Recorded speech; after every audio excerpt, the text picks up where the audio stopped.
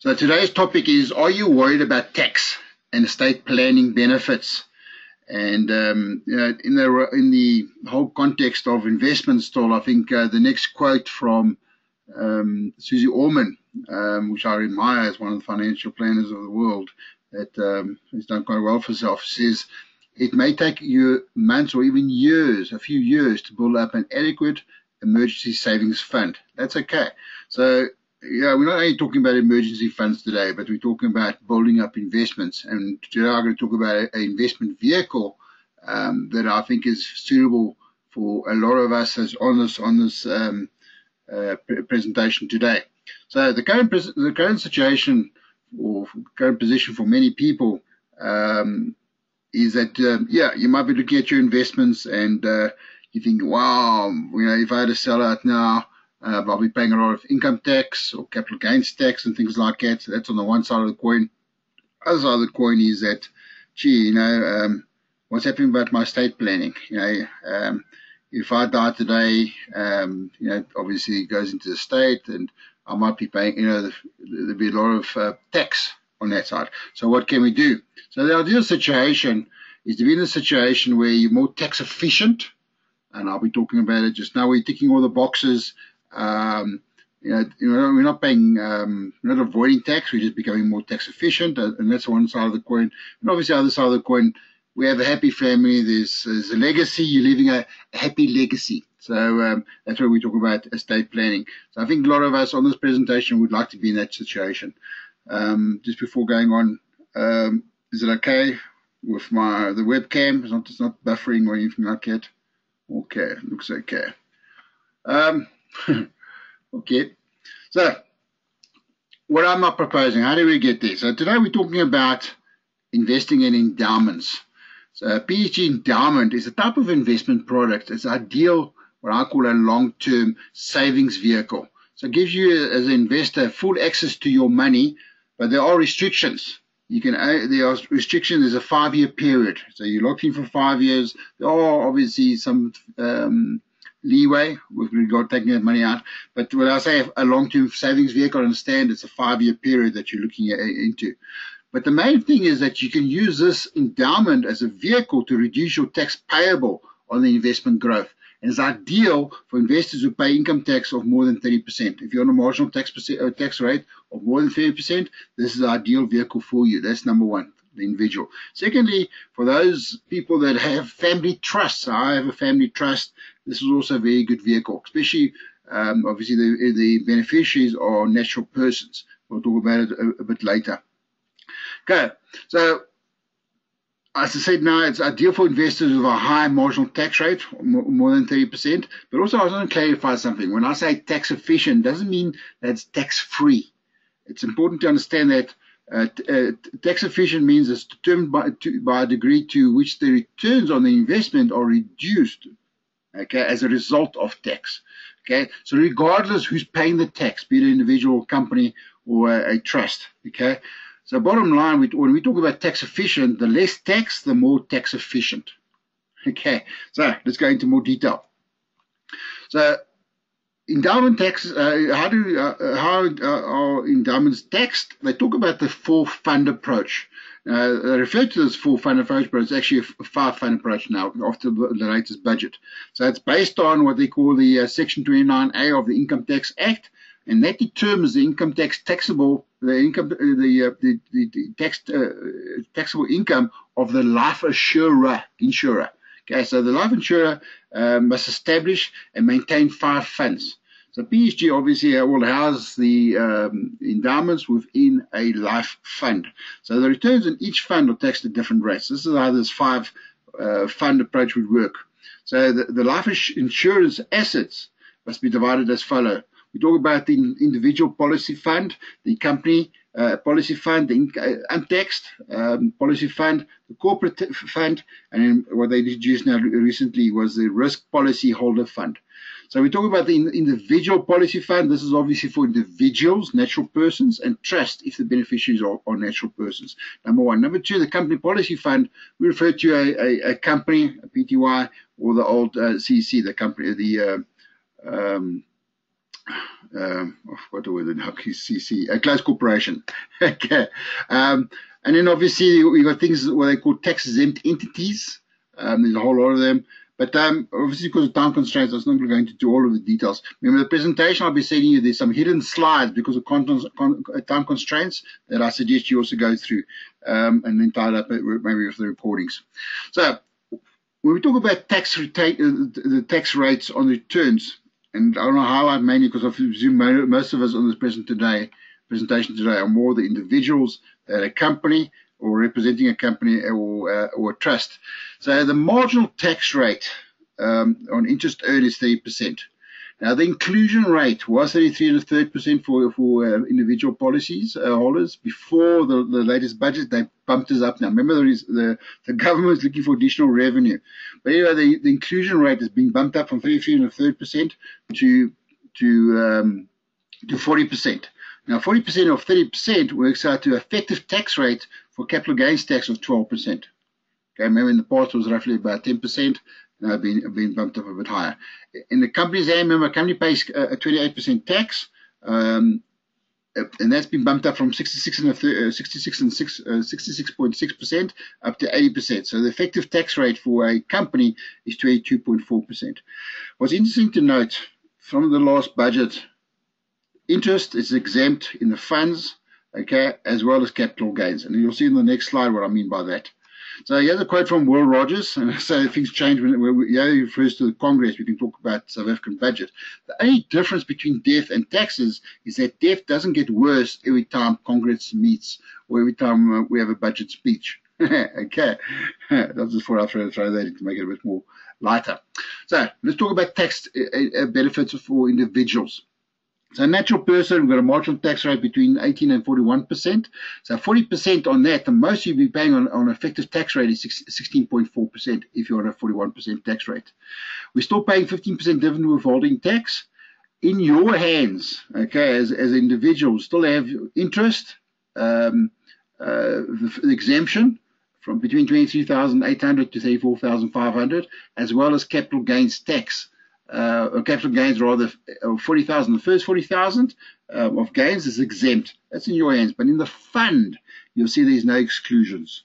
Okay, so that means the tax saving to individuals of marginal tax rate higher than 30% and who have exhausted the interest exemption and the capital gains exclusion would benefit from these endowments.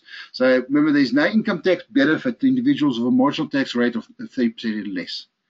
Okay, so when it comes to the fund, okay, we're talking about the fund. You as a member of that fund would be paying 12%. Okay. Here's an example. As I say, going back to the previous slide, I have hidden the tax benefits for companies and I have hidden the tax benefits for trust because of time constraints.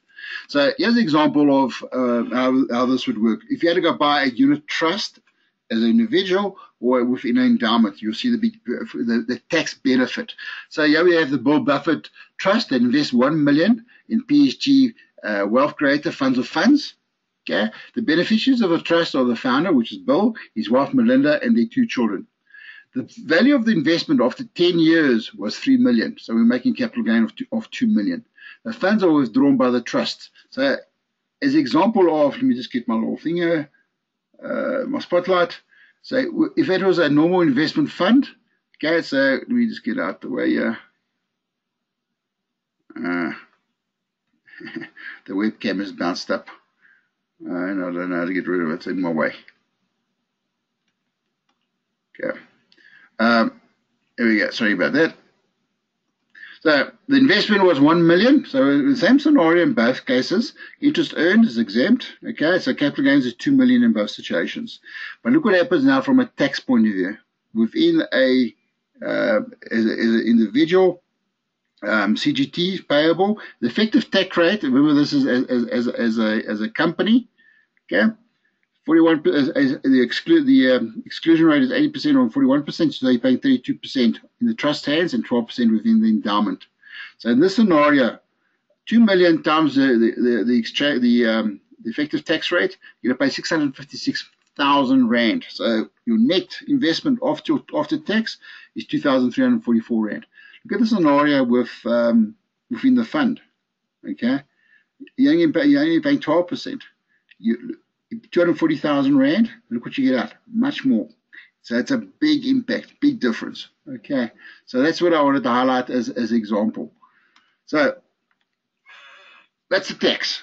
Let's talk about, there are certain restrictions, certain limitations. There's a 5-year period we spoke just now. You have access to that fund, okay? But during this fund, you have access to your investment. There are limitations in place, as I say. You can access the investment at any time after the 5-year period. So there's no restrictions after the 5-year period. Within the 5-year period, you can have one loan. So during the initial restriction period, you can make one loan from your investment without being charged interest. That's one tax-free investment, number one. Or rather, you can also make a withdrawal without having to pay it back. So as long as the value of your withdrawal is not more than the money you've invested, plus 5% compounded growth per year. And I think the best way to explain this is in the next slide. So how do you access your funds? In the first year, you invest 200,000. The next year, you invest another 100,000. In your third year, you invest 240,000. So we talk about this, what they call the rule, the 120% rule. I'll go into more detail in the next slide. So 120% works out to the higher of the value. So on the 200,000, which is the higher of year one and year two. So 200,000, 120% of that. So in year 3, obviously you can. That's how we got to the 240,000 rand. Okay. So after year 3, we decide, okay, we want to buy a house. We need a deposit on the house. We've contributed 540,000 rand. So you got two choices. You can either withdraw the 540,000 rand plus 5% as a once-off withdrawal. Okay, or you can loan 80% of the 540,000. In other words, take out 432,000. Obviously, other funds will stay behind, but after year 5, you can withdraw all of it, no problem. Okay, so those are what I'm proposing, how the endowment would work. What are the benefits? First of all, I see there's 6 benefits. First of all, as I say, it's a disciplined way of saving. So you might have a debit order, you might put it in lump sums. We'll talk about that in the next slide, a few slides. But it offers you a disciplined approach to saving. That's number 1. Number 2, as I mentioned already, it's very tax efficient. You only pay tax that's applicable on your behalf. And obviously, for investors with a higher marginal rate, more than 30%, this is an ideal vehicle for you. It's also ideal for estate planning, and I'll touch on it a bit later. So you can structure your estate in a more tax-efficient manner. So those are the 3 main benefits, but also going further, within your endowments, you have access to a range of investment funds to choose from. You can choose from over 400 funds on our platform. And by the way, if you click on that, it'll highlight the list of funds for you, take you through to the list you can choose from. And then secondly, what's also important to understand using PSG platform, you can switch between these funds at no extra cost. And by the way, if you click on that link, it'll highlight for you what we call funds A to Z. It helps you choose what funds to go through. But also remember, with PSG funds, our funds are from a fees point of view, are much lower compared to everybody else. So that's something you really want to consider, because fees over the long term does have a big impact. We have discussed that in other webinars. The 5th benefit, I think, is that you, from a contribution point of view, you can make a regular monthly contribution via debit order, or you can add lump sum contributions at the start of your investment or any time during that time period. Or you can make a combination of the two. Just remember that rule of 120% rule, okay, compared to the next year. And I'll go into more detail a bit later regarding that 120% rule. And then obviously also important is flexibility. Okay, you can suspend your monthly contributions, your debit order, should you experience any financial difficulty. So there's no time period when to start again and things like that. But try and resume making contributions as soon as possible. Just to be aware, if it's more than 2 years, we start another 5-year period. So endowments are ideal for lump sum investments, if I put it that way. Okay. So you guys might have a lot of questions. So one of the questions will be, what are the contributions? As I say, initial lump sum, that's a minimum of 20,000 rand. Okay. And obviously, they're on top of any additional lump sums allowed thereafter. A regular debit order investment of at least 500 Rand monthly or combination of the above, just to say the 120% rule applies. Now, some of you might be wondering, what is this 120% rule? So what it means is during your first year, you can make unlimited ad hoc contributions. That's in your first year. In your second year, you can make additional investments up to 120% of the total amount you invested in the first year. Okay? After the second year, your contributions may not be more than 100% of the highest contribution made in the previous 2 years. So here's an example. So in my first year, I contributed 200,000. My second year, I contributed 100,000. How does it work? So it's 120% of the 200,000, okay, which is 240. 120% of that. So my third year, I can contribute the maximum of 240,000, which is 120% of the highest of the previous 2 years. Okay. If it exceeds that, if a contribution exceeds that investment amount, obviously you enter a new 5-year period. So just be aware of that kind of limitations. So let's say you as an investor adds 50,000 Rand in your third year. Okay, what can you add in year 4? So remember, in year 2 we had 100,000 times 120% rule, which is 120,000 Rand. Okay, so in year 3 I add 50,000 times my 120%, which is 60,000. Therefore, I can invest, remember, the higher value, which is 120,000 Rand in my 4th year. So just be aware of those kind of calculations regarding your investments in the next years and things like that. The other question that some of you might be worried about is, can I lose money? What are the risks? The value of your investment, remember, is linked to market value of underlying instruments and underlying unit trust that you choose. So obviously the market goes up and down. So your investment return is not guaranteed. Just be aware that's number one. So it's very important that you ensure that you're comfortable with the level of investment risk. Okay, that's number one. Okay, number 2, the endowment is not protected against claims from creditors. Okay, that's number 1. And number 2, obviously, it's also not protected from your ex-spouse if you get divorced. So those are some of the things you also must take in consideration regarding the risk. So we mentioned just now about estate duty. What's nice about this, especially from a trust point of view, trust can take out what they call a sinking fund policy. All it is an endowment of no life assured. So all it is what the benefit helps with. The policy continues into perpetuity, carries on forever, will not be effective years the policyholder dies or the death of anybody else. So it carries on and on and on. So that's nice about the estate planning. Remember, it goes into, it's formed part of your estate, but it won't be taxed and things like that. So there's another quote from Susie Orman. Estate planning is important and the everlasting gift you can give your family. And setting up a smooth inheritance is as hard as you might think. So we did this all for you. Okay, so that's one nice thing about it. So let's tackle what questions you guys might have. Okay, you're cutting. Okay, it must be my webcam. I'm going to cut this off. Guys, come type in the question box what questions you might have. Can you guys still hear me? Gone very quiet. Yeah. Paul, there's a question from Paul. Thanks, Paul, for the question. I have 1 million. I'm looking to invest in Absa fixed deposit. Endowments does not have a minimum rate of return. There's no minimum rate of return because remember, Paul, you're choosing unit trusts. So the market, equity linked to unit trust will always outperform a fixed deposit. So I'm not 100% sure about your question. Charles, thanks. Yes, you can hear me clear. Oh, great, appreciate that. Paul, I hope that answers your question. Endowments does not have a minimum rate of return. No, there's no minimum rate of return. But there's also no, maybe it's minimum investment. There's no minimum investments. You can put as much as you want to into your endowment. Just understand that this is not for someone who wants to get the access to the funds in the short term. So, fixed deposit might be 90 days, wherever the case might be.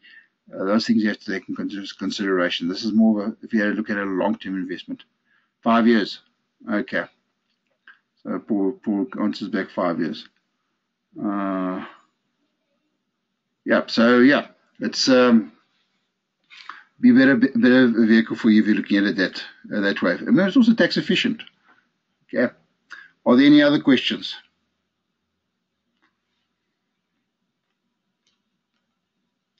Okay, Benjamin, you also have a nice day. As a question from Biani, is this only ideal for married individuals? This is only ideal for married individuals. It's for individuals, for trusts, for companies. Okay, it's ideal for someone that's paying more than 30% tax. Biani, I hope that makes more sense. So if you, it doesn't matter if you're a married couple, maybe it's individuals. So maybe as a household, you might want to have an endowment. But it's ideal for someone paying more than 30% marginal tax. The threshold of income. Not 100% sure what you mean by that. What are the good question here from Trevor Island? What are the benefits versus a tax-free savings account? Get my head back to tax-free. Well, the big benefits of there's no limitations. Remember, with tax-free, you can only put in 30,000 Rand a year, maximum of 500,000. Yeah, there's no limitations. I mean, you put in per year. Obviously, still taking consideration that 120% rule. So you can put in R1 million every year if you want to, Trevor. That's number one. And ideally, also, the advantages with tax-free is that your interest, your capital gains, your dividend withholding tax is exempt from tax. That's a growth. Whereas works on your exclusion rate and works on your marginal tax rate. So there's pros and cons, Trevor, if I had to answer that. But I think the big benefit with regards to endowments over tax-free is that there's no minimum investment. Okay. I hope that answers your question, Trevor. Are there any other questions? You guys are typing. Okay. Okay. Good question, Trevor. Thank you.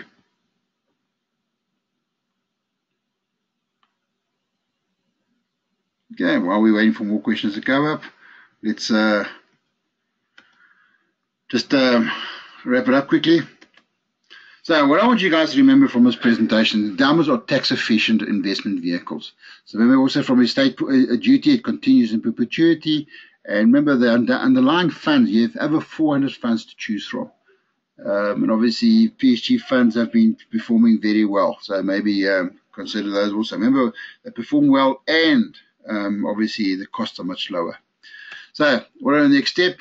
If you click on that link there, if you're interested in opening up an endowment, there's links to get the process going. As I mentioned before, the webinar and the recording will be sent out tomorrow. So if you've got any queries, you're welcome to contact us. There's the client services email and there's the switchboard, etc. So upcoming our webinars, and next week I'm on leave. I'm down in Umhlati on holiday. So the week after that, we got the people from Grindrod Core Shares, and their topic is why you should have exposure to property ETFs right now. That's quite interesting. It's quite topical. 6th of April, we're talking about investment opportunities outside South Africa, so offshore investing. And so for middle of April, we're looking at 5 pros and cons about investing and trading. So a bit of comparison, and we look at different vehicles to get there. Okay. So guys, I hope you've enjoyed it. Let me see if there are any other questions, if any more questions you guys are coming up here with.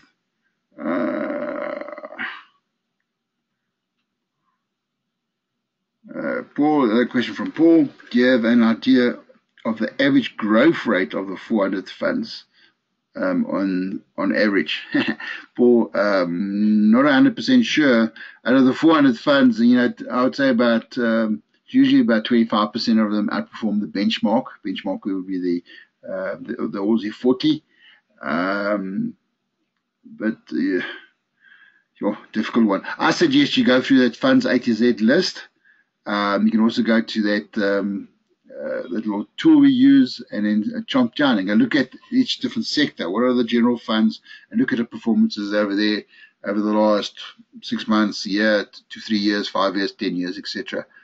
So, yeah, I can't really answer your question, but it looks like you have my answer. Thanks, Paul. Thanks for the questions anyway. Looks like those are all the questions, guys. Okay. But Paul, thanks a lot for your questions, and same to Trevor and Vianney, and thanks for participating. So, guys, from my side, I hope you've enjoyed it. Until 2 weeks' time, enjoy the rest of your week, and from my side, have happy holidays. Okay, bye for now.